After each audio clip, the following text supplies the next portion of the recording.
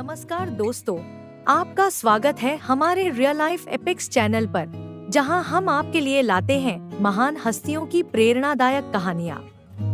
आज हम बात करने जा रहे हैं एक ऐसे व्यक्ति की जिन्होंने व्यापार की दुनिया में अपनी अमिट छाप छोड़ी और भारतीय स्वतंत्रता संग्राम में भी महत्वपूर्ण भूमिका निभाई। ये कहानी है बिड़ला ग्रुप के संस्थापक श्री घनश्यामदास बिड़ला की। चलिए शुरू करते हैं उनकी अद्भुत जीवन यात्रा।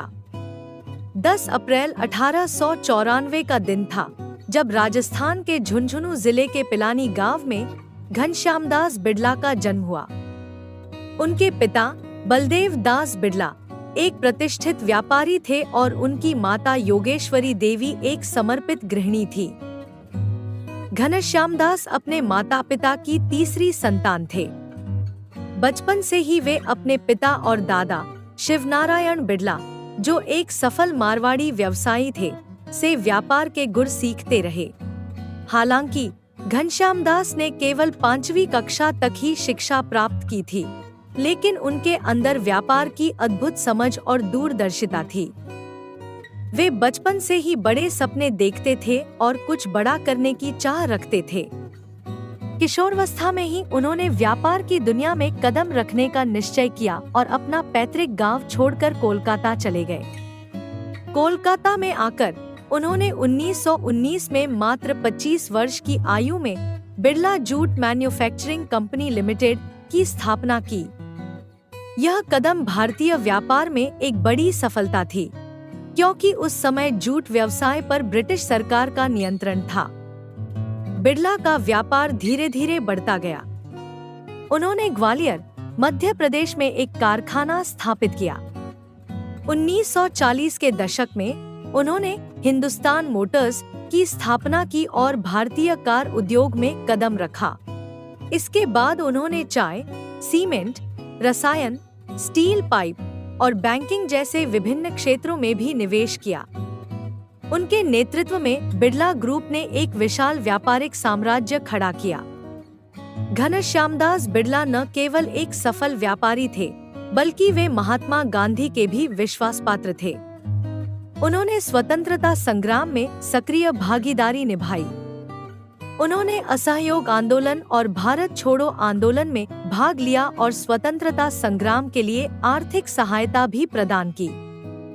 गांधी जी के साथ उनकी घनिष्ठता ने उन्हें स्वतंत्रता आंदोलन में एक महत्वपूर्ण भूमिका निभाने का अवसर दिया। साल 1925 में घनश्यामदास बिड़ला और उनके सहयोगियों ने इंडियन चैम्बर ऑफ कॉमर्स की स्थापना की।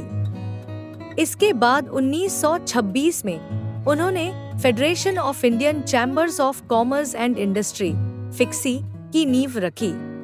शिक्षा के महत्व को समझते हुए उन्होंने 1943 में पिलानी में बिड़ला इंजीनियरिंग कॉलेज की स्थापना की, जिसे बाद में Birla institute of technology and science (bits) के नाम से जाना गया। इसके अलावा उन्होंने भिवानी, हरियाणा में technological institute of textile and sciences और गुजरात के वल्लभ विद्यानगर में बिड़ला विश्वकर्मा महाविद्यालय कॉलेज की स्थापना में भी योगदान दिया। घनश्यामदास बिड़ला का व्यक्तिगत जीवन भी कई उतार चढ़ाव से भरा रहा। वर्ष 1905 में उनका विवाह दुर्गा देवी से हुआ, जिनका 1909 में एक पुत्र के जन्म के बाद निधन हो गया। इसके बाद उन्होंने 1912 में महेश्वरी देवी से दूसरा विवाह किया। महेश्वरी देवी से उनके 4 बच्चे हुए, लेकिन वे भी गंभीर बीमारी के कारण इस दुनिया से चल बसी। इसके बाद घनश्यामदास बिड़ला ने विवाह नहीं किया और अपना पूरा जीवन व्यापार और समाज सेवा को समर्पित कर दिया। स्वतंत्रता संग्राम में महत्वपूर्ण भूमिका निभाने के बाद भी घनश्यामदास बिड़ला ने देश के आर्थिक विकास में अपना योगदान जारी रखा। 1943 में उन्होंने कोलकाता में यूनाइटेड कमर्शियल बैंक की स्थापना की, जो पूर्णतः भारतीय पूंजी और प्रबंधन से बना एक व्यावसायिक बैंक था। इस बैंक का नाम अब यूको बैंक हो गया है और यह भारत के सबसे पुराने व्यावसायिक बैंकों में से एक है। श्री घनश्यामदास बिड़ला का निधन 11 जून 1983 को हुआ। उनके नाम पर लंदन के गोल्डर्स ग्रीन श्मशान में एक स्मारक भी स्थापित है। उनके परपोते कुमार मंगलम बिड़ला अब बिड़ला ग्रुप का नेतृत्व कर रहे हैं और अपने परदादा की शिक्षाओं और मूल्यों का पालन करते हुए इसे आगे बढ़ा रहे हैं। घनश्यामदास बिड़ला की कहानी हमें सिखाती है कि दृढ़ संकल्प और मेहनत से न केवल हम अपने सपनों को साकार कर सकते हैं, बल्कि देश और समाज के लिए भी बड़ा योगदान दे सकते हैं। तो दोस्तों, यह थी घनश्यामदास बिड़ला की प्रेरणादायक कहानी।